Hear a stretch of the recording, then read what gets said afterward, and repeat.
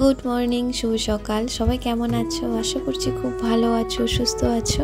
আর আমরাও ভালো আছি, সুস্থ আছি। আজকে গুড মর্নিং বলে শুরু করলাম, কিন্তু এখন আমি যে ভিডিওটা করছি ওটা হচ্ছে সন্ধ্যাবেলার ভিডিও।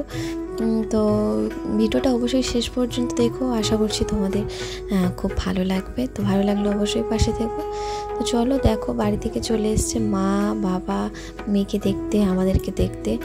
অনেকদিন থেকে মাদের জন্য মন কেমন হচ্ছিল, মারা তো আসার কথা অনেকদিন থেকেই হচ্ছিল, কিন্তু ঠিকঠাক আর টাইমটা ঠিকঠাক হয়ে উঠছিল না। তো একদম ঠিকঠাক করেই মারা চলে এলো। তো আজকের এখানে আমার শাশুড়ি মারও থাকার কথা ছিল, কিন্তু হঠাৎ করে বাপি আমার শ্বশুরমশাই অসুস্থ হয়ে যাওয়ায় তো আসা আর হয়নি, ক্যান্সেল হয়ে গেছে ওনার আসাটা। তো মা আর বাবা তাই এসছে। তো আসার সময় দেখো বাড়ি থেকে নিয়ে এসছে কত জিনিস। মারা এসছে, আচ্ছা বহুদিন পর মারা এসছে। তো অনেকদিন থেকে আসার কথা হচ্ছিল। আগে এই ডিমটাকে রাখি আমি। এই ডিমটা চালের মধ্যে করে এনেছে, তাও হচ্ছে ফেটে গেছে। তো মাদের আসার অনেকদিন থেকে কথা হচ্ছে। তো অবশেষে মারা আজকের এলো, কেননা হচ্ছে কালকের আমার জন্মদিন। তো সেই জন্য মারা এসছে, মার বাবা। আর মারা এসছে, বাড়ি থেকে চাল এনেছে। তোমাদেরকে বললাম তো ভিডিওতে একদিন যে আমাদের চাল শেষ হয়ে গেছে, তোমায় দেখিয়েছি। তো আর এই একটা বালতি এটাতেই আছে। আর এই যে এখানে কতগুলো চাল পড়ে গেছে, সব পরিষ্কার করতে হবে। বালতি ছিল, তো এখনও আমাদের মানে মার এখন অনেকদিন আসবে না, আবার এই চাল তো শেষ হয়ে যাবে। তো সেই জন্য মারা নিয়ে এসছে অনেকটা পরিমাণে চাল। বিয়ের পরে এখনো পর্যন্ত বাপের বাড়ির চালের আশায় থাকি আমরা, বাপের বাড়ির ভাত খাই বিয়ের পরেও। তো যাই হোক, মায়েরা এনেছে চাল। তো সেটা হচ্ছে মা ভরে রাখছে। শ্বশুরবাড়ি থেকে ডিম পাঠিয়েছে, বাপের বাড়ি থেকে মা ডিম এনেছে, কত সবজি এনেছে, ঢেঁড়স, ঝিঙে, গাছের লেবু পাঠিয়েছে, সেগুলো আমি তোমাদের দেখাবো। তো সবগুলো আপাতত ফ্রিজে রাখা হয়েছে, সকাল থেকে তেমন ভিডিও করা হয়নি। আর ভাবলাম এখন ভিডিও করি, কারণ ভিডিওটা কেন শুরু করলাম, কারণ তোমার দাদাভাই আমার জন্মদিনে আমার জন্য জামা কিনে আনছে। তো সেটা আমাকে ভিডিও করে দেখিয়েছে অবশ্যই। তো সেই জন্য ভাবলাম ভিডিওটা করি, তোমাদের দেখাবো মারা কি এনেছে, তোমার দাদাভাই খেয়েছে। আর ধরতে গেলে আমার মা জন্মদিনে মনে আমাকে চাল গিফট করছে। তো কালকের আবার আমরা একটা পুজো দিতে যাবো একটু কালীঘাটে, সেগুলো তোমাদের ভিডিও করে দেখানোর চেষ্টা করব। তো যাই হোক, আপাতত মেয়ের খাবারটা করে নিই, ওকে খাওয়াই, তারপরে আবার পরে কথা হচ্ছে। তো প্রথমে আগে মেয়েকে খাইয়ে দিই। মেয়ের জন্য আমি খাবার করে নিয়েছি, ওকে সুজি খাওয়াচ্ছি। আর প্রথমে তোমাদের বলি আমার বাপের বাড়ি থেকে মা কি নিয়ে এসছে আমার জন্য।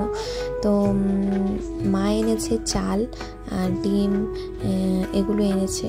আর এই যে প্রায় 15 কেজির মতো চাল নিয়ে এসছে, সরু চাল একদম আমাদের ঘরের মায়ের হাতে বানানো চাল।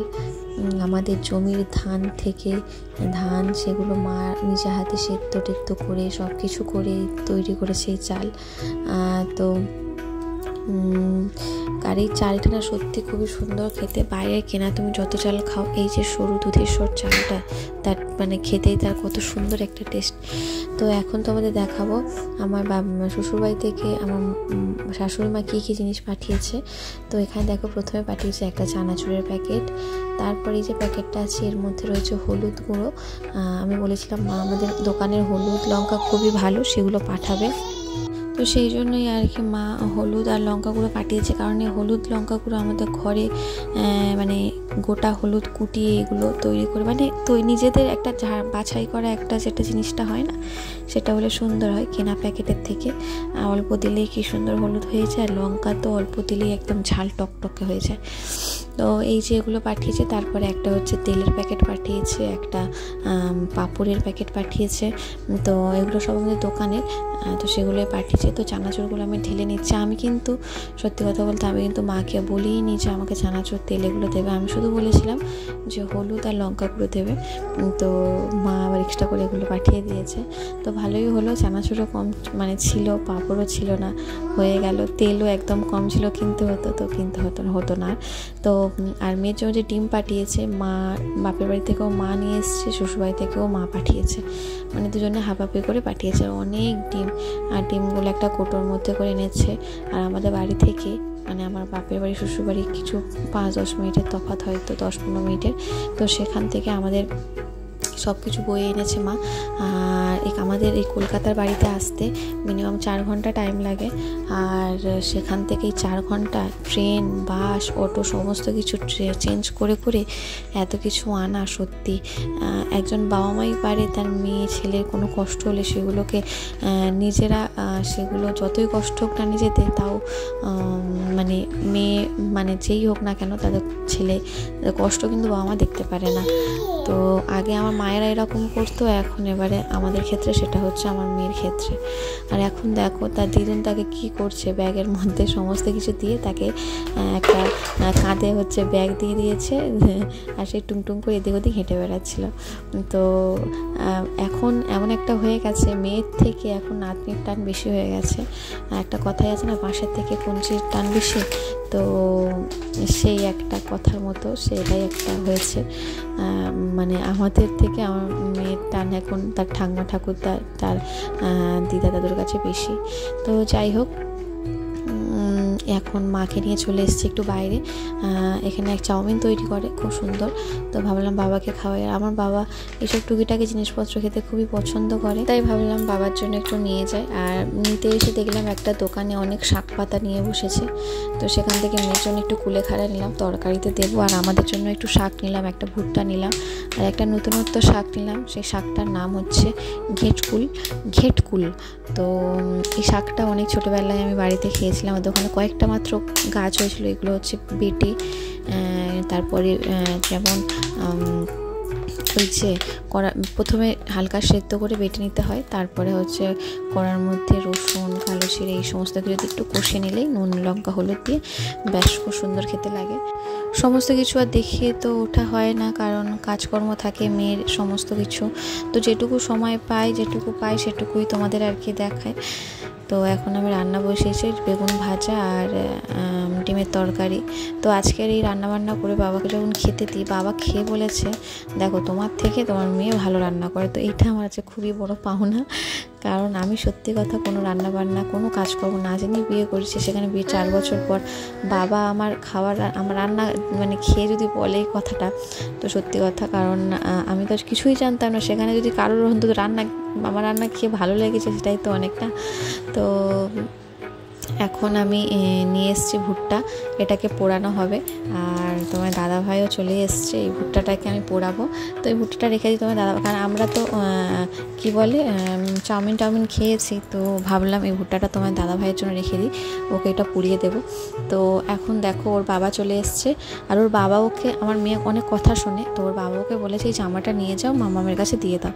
তো ও আমার মেয়ে কী করেছে, শ্রেয় ও জামাটা এনে আমাকে সুন্দর করে আমার হাতে ধরিয়ে দিয়েছে। তো ওকে যেটা বলা হয় না, ওর টুকিটাকি সেগুলো শোনে আর কি। আর শোনার পরে ওকে হাততালি দিতে হবে, দিলে একটু আনন্দ পায়।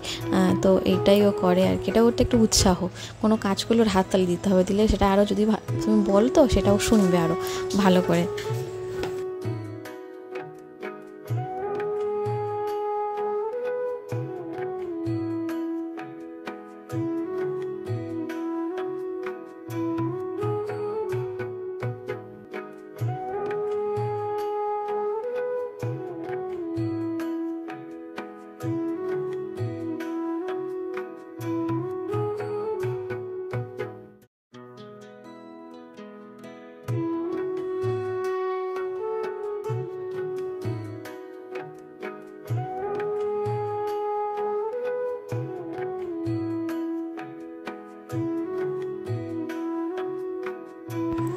তো তোমার দাদাভাই বলছে ভুট্টাটা নাকি বুড়ো, তো আমি সেই জন্য একটু কাঁচা ভুট্টা দাঁত দিয়ে খেয়ে দেখিয়ে দিলাম যে দেখো এটা বুড়ো নয়, এটা ঠিকই আছে, এটা পোড়ালে আরও টেস্টি লাগবে। তো একটা দেখাচ্ছিল প্রথমে খুব বুড়ো, তো সেটা আমরা নিয়ে আবার একটা এটা নিলাম। তো এখন দেখো আমি ভুট্টাটাকে কীভাবে পোড়াবো। আমি ভুট্টাটাকে ছাড়াতে কি না, তার পেছনে ডান্ডাটাকে আমি ভেঙে ফেলেছি। এবার কী ধরে পোড়াবো, তো ওর পেছনে লেজটা তো ভেঙে গেছে। তো সেই জন্য আমাদের রুটি করার যে রুটি শেখার যে এটা আছে, তার মধ্যে ভুট্টাটাকে রাখবো, রেখে আর ওটাকে আগুনে বসিয়ে দেবো, দিয়ে এইভাবে আর কি আমি সেঁকে দেবো। তো এদিকে দেখো আমার মা চলে এসছে, মা এসে এখন কত রকম অ্যাডভাইস দিচ্ছে, এই করো এই করো। আমার না, তোমার কথা আমি শুনবো না, আমি আমার মতো করে পোড়াবো। তো নুন, লেবু, বিট নুন ছিল না, তোমার দাদাভাইকে বললাম যে আগে বিট নুন নিয়ে আসবে, কারণ বিট নুন নেই, তো সেই জন্য ও আবার বিট নুনও নিয়ে এসছে ভুট্টা খাওয়ার জন্য। এদিকে আমি ভুট্টাটাকে বসিয়ে দিয়েছি। আর এই ভুট্টাটা যখন বসাই আমি জানি না কেন পপকর্নের মতো ফটাস ফটাস ফটাস করে ফেটে উঠছিল খালি। তো এদিকে দেখো মেয়ে, ওই যে বললাম না জামাটা ওর বাবা বলেছে মার কাছে দিয়ে আসতে, দেখো জামাটা নিয়ে চলে এসছে। ওকে যদি বলি মাম্মাম জলের বোতলটা দাও, মাম্মাম এটা দাও ওটা দাও, ও কি সুন্দর সেগুলো শোনে। তাই জামাটা ওর কাচতে হবে ওর বাবার, তাই আমার কাছে দিয়ে গেল।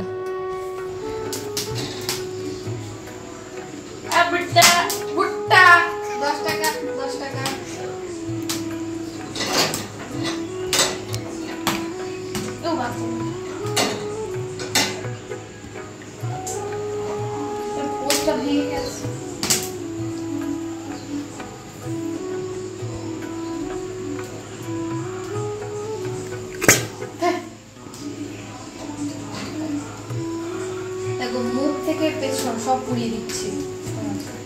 আর একজন দেখো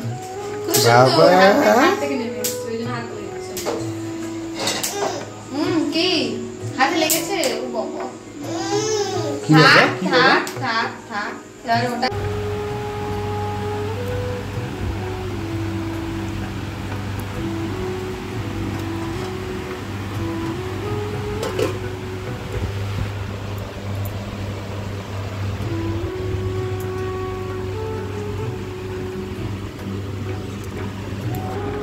যাই হোক, আজকে ভিডিওটা এখানেই শেষ করে দিচ্ছি তোমার দাদাভাইয়ের পেছন দেখিয়ে।